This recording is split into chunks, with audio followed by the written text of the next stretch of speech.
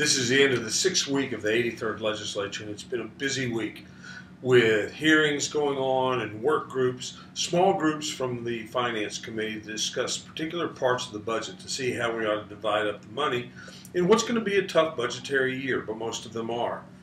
I have introduced a few bills that have to do with higher education, those that deal with tuition equalization grants, money that goes to students at private universities, reverse transfers that say if students go from a community college to a university, once they get 60 hours, they get their associate's degree even though they're enrolled in a university. We've divided up into small work groups, anywhere between 3 and 5 members of the Finance Committee to work our way through everything from public health, higher education, public education. I sit on about 3 of those, and yesterday we talked about funding to community colleges, and today all of the various environmental groups, TCQ and Parks and Wildlife.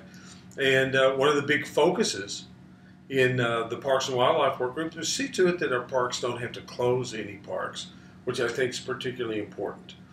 One of the most important things I've been doing for the last 2 weeks is working on tuition revenue bonds.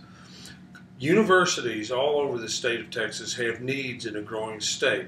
Mostly science buildings, interestingly enough, but some of them basic power plants, stuff like that. And altogether the needs are about $3 billion. Well, we really can't do all of that construction, but we can do a lot of it depending upon what funding vehicle we use.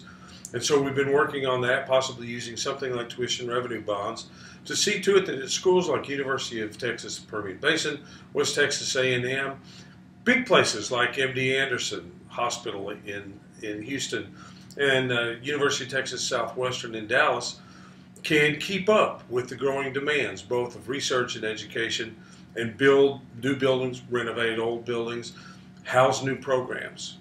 But it's an interesting week. There have been people from the district all over.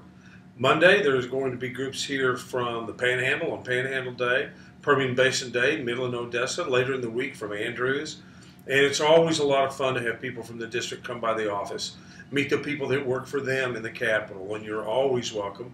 In the meantime, if there's something we can help with, please don't hesitate to email or call us at area 512-463-0131.